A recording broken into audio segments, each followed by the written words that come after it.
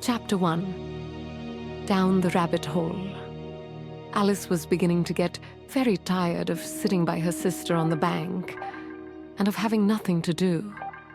Once or twice she had peeped into the book her sister was reading, but it had no pictures or conversations in it. And what is the use of a book, thought Alice, without pictures or conversations? She has no pictures or conversations.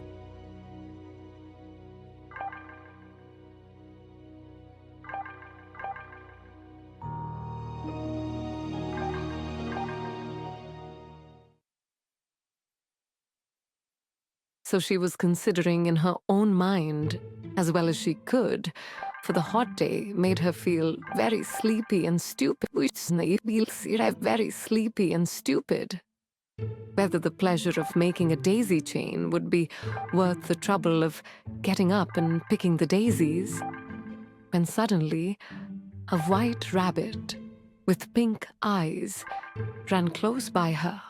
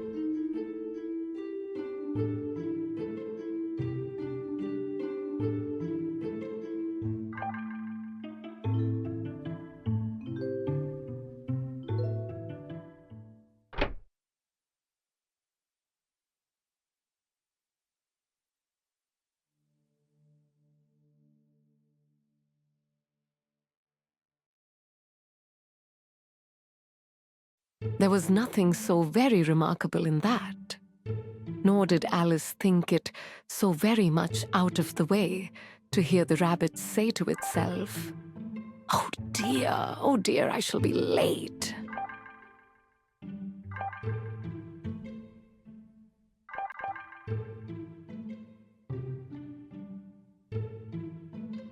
When she thought it over afterwards, it occurred to her that she ought to have wondered at this. But at the time, it all seemed quite natural.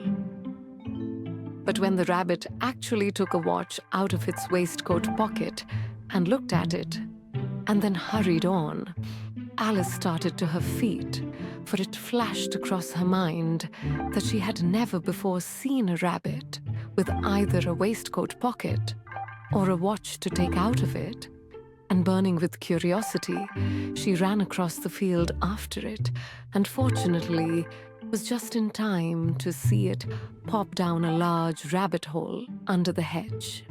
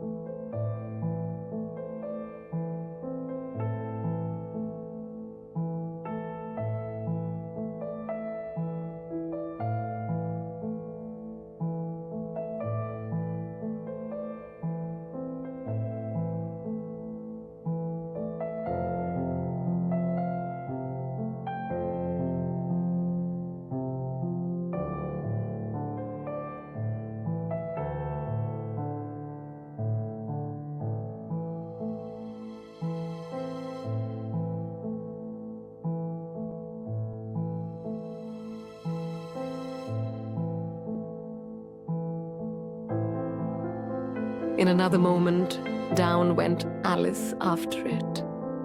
never once considering how in the world she was to get out again. The rabbit hole went straight on like a tunnel for some way, and then dipped suddenly down, so suddenly that Alice had not a moment to think about stopping herself before she found herself falling down what seemed to be a very deep well.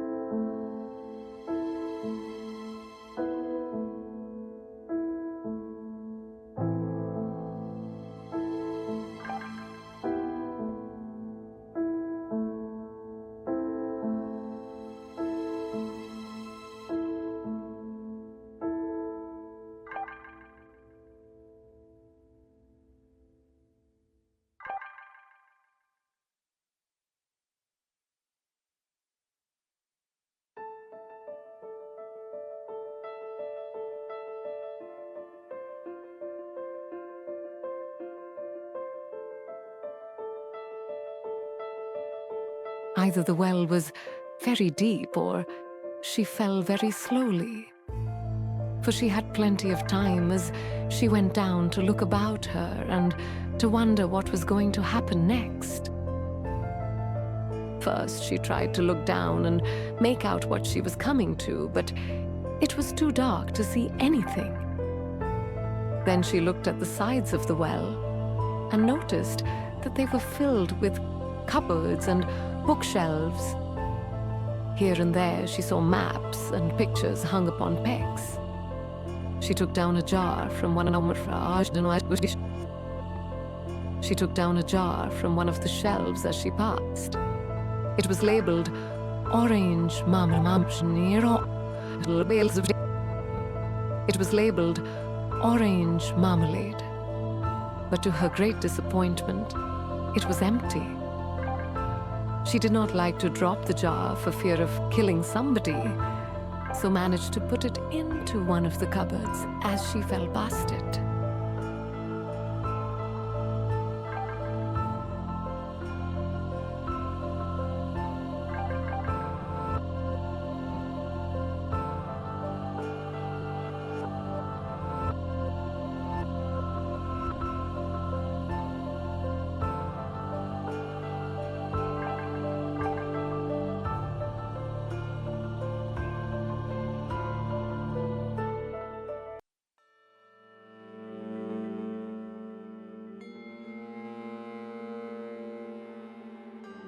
Well, well, a curious little dot rolling about. Let's see if you can reach the end, or if the end reaches you first. I merely arranged the path.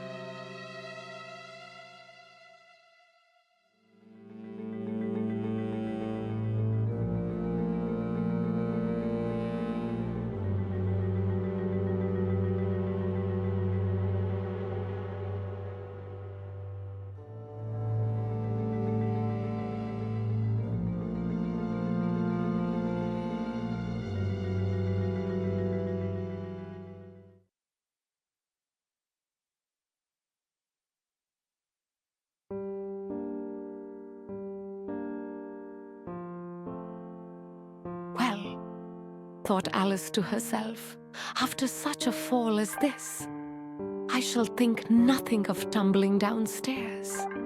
How brave they'll all think me at home.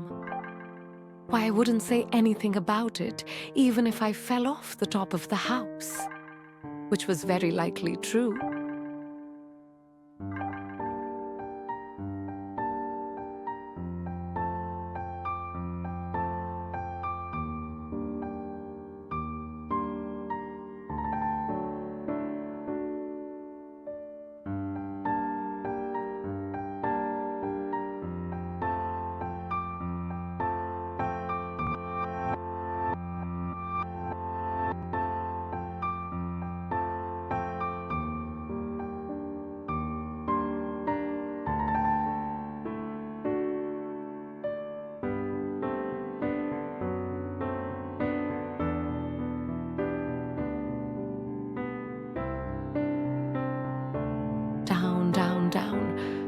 Would the fall never come to an end?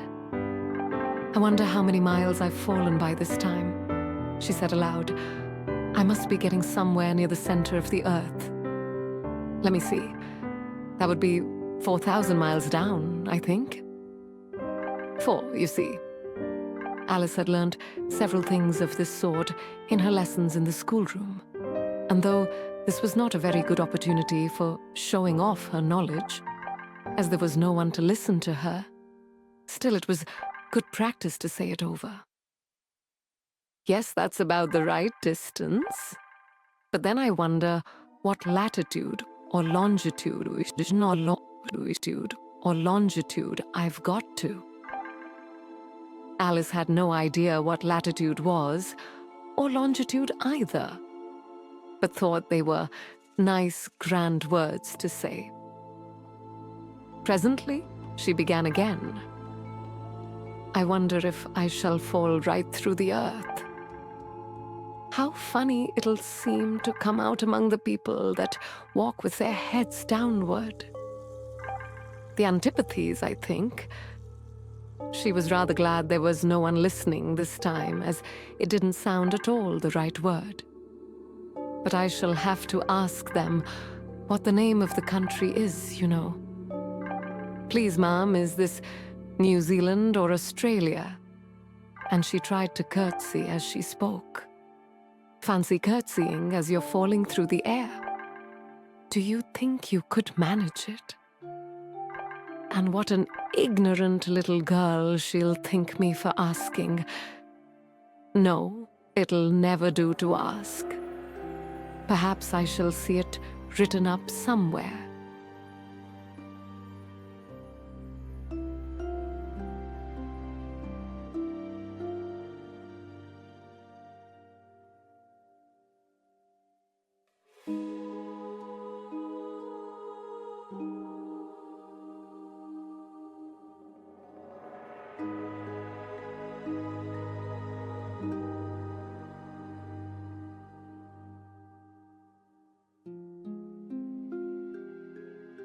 Down, down, down. There was nothing else to do. So Alice soon began talking again. Dinah'll miss me very much tonight, I should think. Dinah was the cat. I hope they'll remember her saucer of milk at tea time. Dinah, my dear, I wish you were down here with me. There are no mice in the air, I'm afraid, but you might catch a bat, and that's very like a mouse, you know.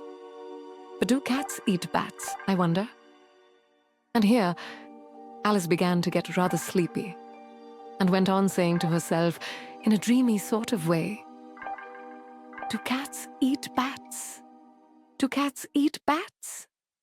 And sometimes, do bats eat cats? For you see, as she couldn't answer either question, it didn't much matter which way she put it.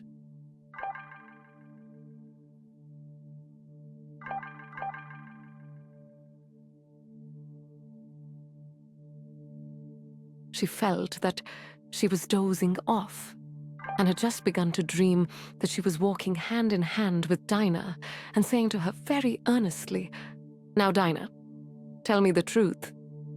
Did you ever eat a bat?"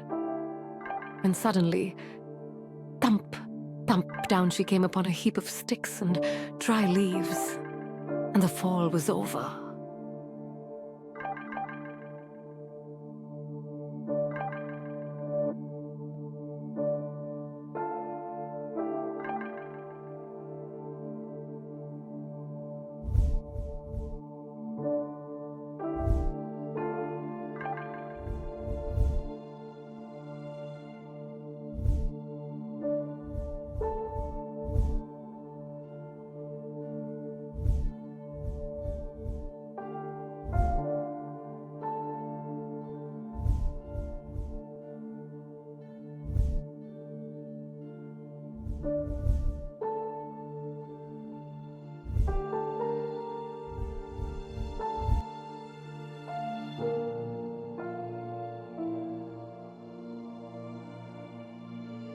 Alice was not a bit hurt, and she jumped up onto her feet in a moment. She looked up, but it was all dark overhead. Before her was another long passage, and the white rabbit was still in sight, hurrying down it. There was not a moment to be lost. Away went Alice like the wind, and was just in time to hear it say, as it turned a corner, "Oh, my ears and whiskers, how late it's getting." She was close behind it when she turned the corner, but the rabbit was no longer to be seen. She found herself in a long, low hall, which was lit up by a row of lamps hanging from the roof. There were doors all round the hall, but they were all locked. And when Alice had been around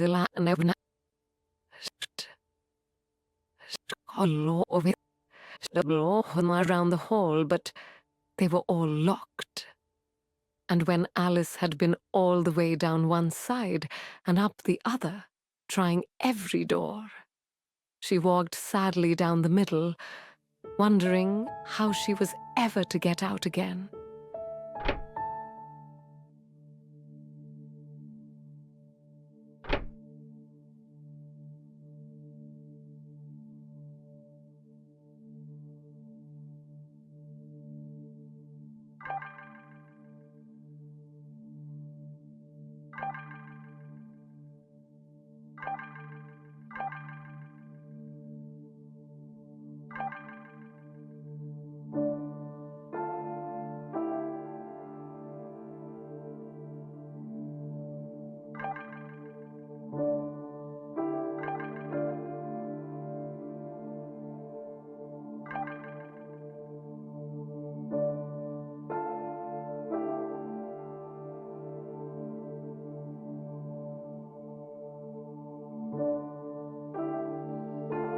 Suddenly, she came upon a little three-legged table, all made of solid glass.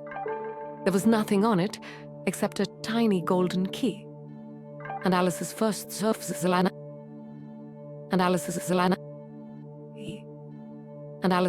thought was that it might belong to one of the doors of the hall. But alas, either the locks were too large or the key was too small, but at any rate, it would not open any of them. However, on the second time round, she came upon a low curtain she had not noticed before, and behind it was a little door about 15 inches high. She tried the little golden key in the lock, and to her great delight, it fitted.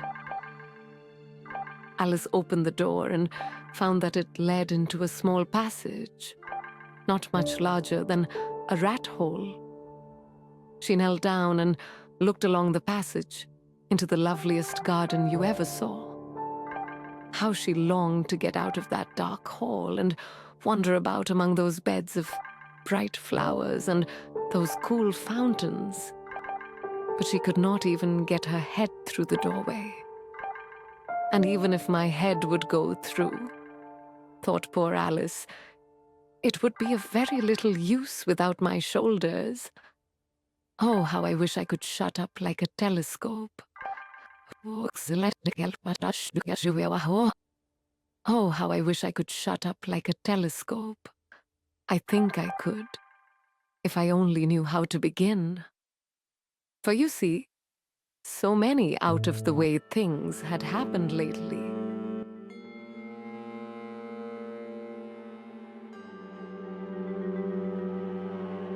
Oh, where are my manners? I'm the Cheshire Cat. Author, architect, observer, nothing special, but you. You were always the most fascinating one. They read the end and closed the book. Never picked you first. Always the last, the outcast.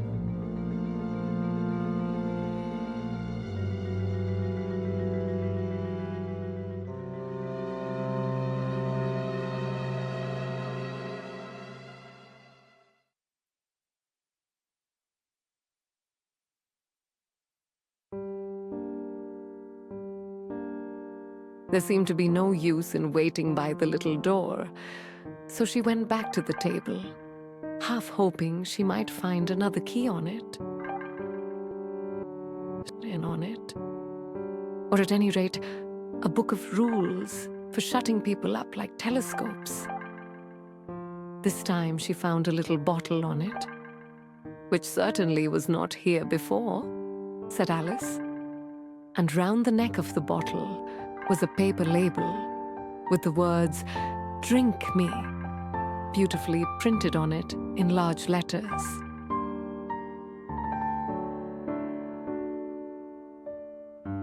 It was all very well to say, "Drink me," but the wise little Alice was not going to do that in a hurry.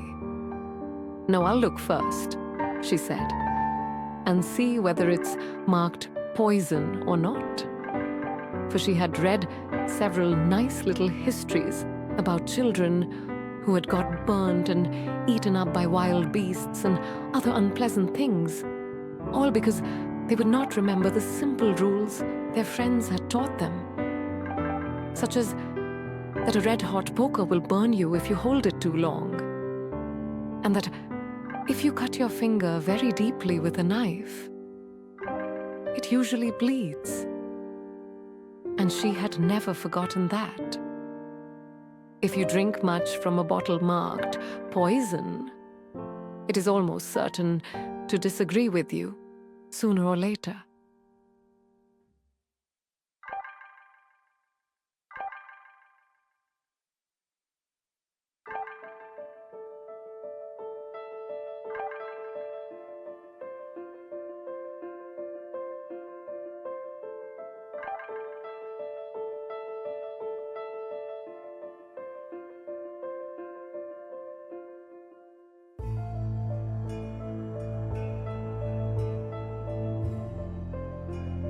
However, this bottle was not marked poison, so Alice ventured to taste it, and finding it very nice, it had in fact a sort of mixed flavor of cherry tart, custard, pineapple, roast turkey, toffee, and hot buttered toast.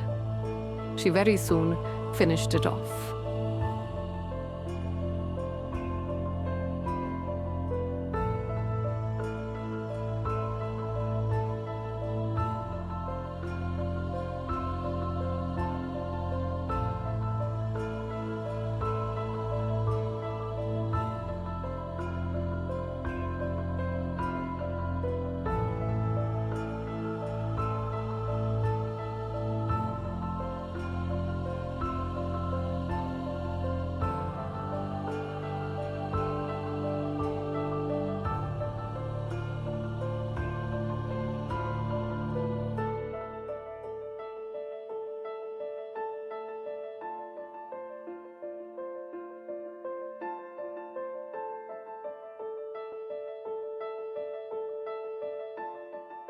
"What a curious feeling," said Alice. "I must be shutting up like a telescope."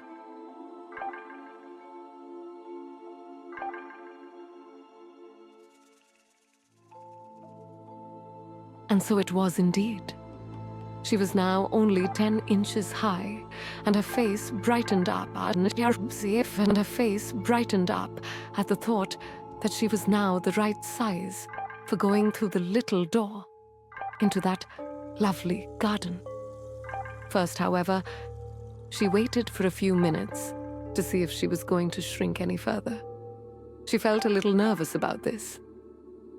"For it might end, you know," said Alice to herself, "in my going out altogether, like a candle. I wonder what I should be like then." And she tried to fancy what the flame of a candle is like after the candle is blown out, for she could not remember ever having seen such a thing. After a while, finding that nothing more happened, she decided on going into the garden at once. But alas for poor Alice. When she got to the door, she found she had forgotten the little golden key.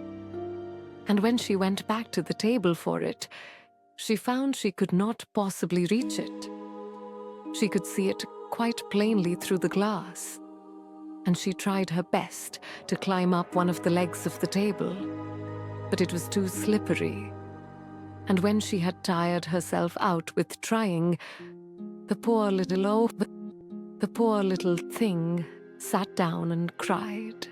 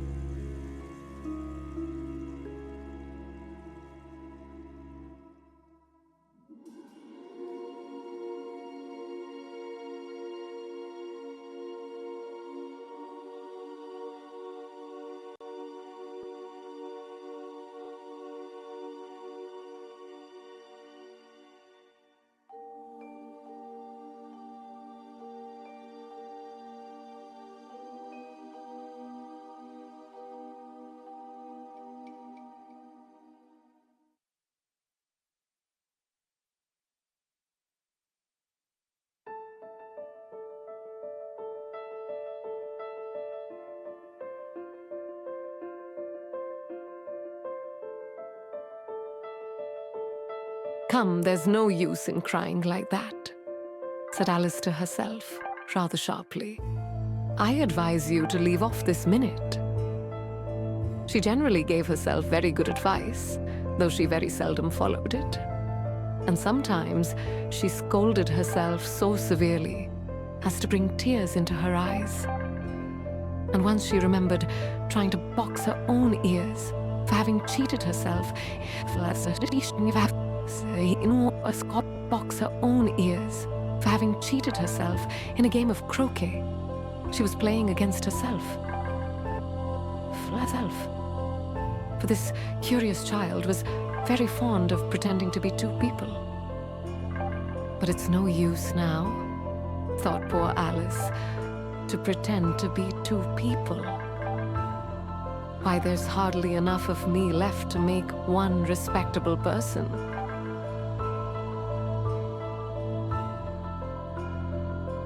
Soon her eye fell on a little glass box that was lying under the table.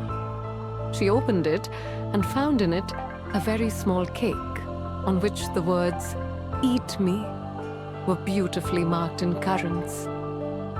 "Well, I'll eat it," said Alice. "And if it makes me grow larger, I can reach the key. And if it makes me grow smaller, I can creep under the door. So either way, I'll get into the garden, and I don't care which happens."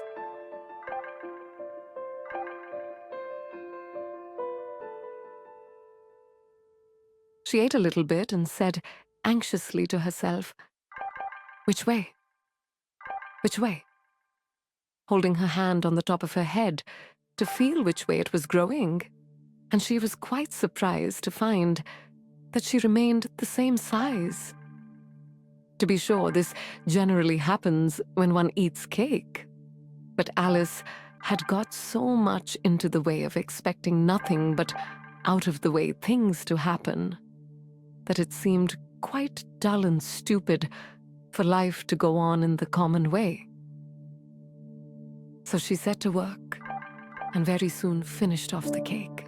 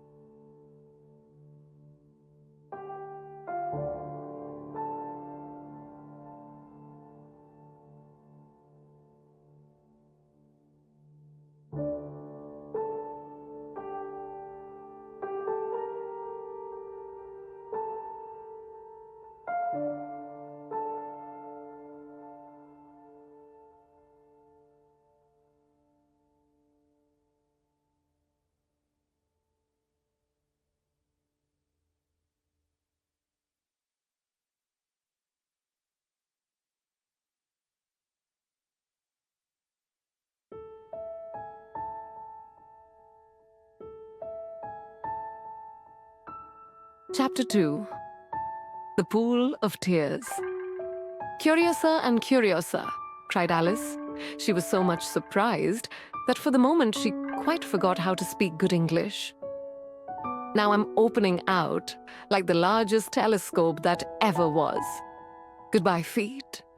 For when she looked down at her feet, they seemed to be almost out of sight. They were getting so far off. "Oh, my poor little feet. I wonder who will put on your shoes and stockings for you now, dears. I'm sure I shan't be able. I shall be a great deal too far off to trouble myself about you. You must manage the best way you can. But I must be kind to them," thought Alice.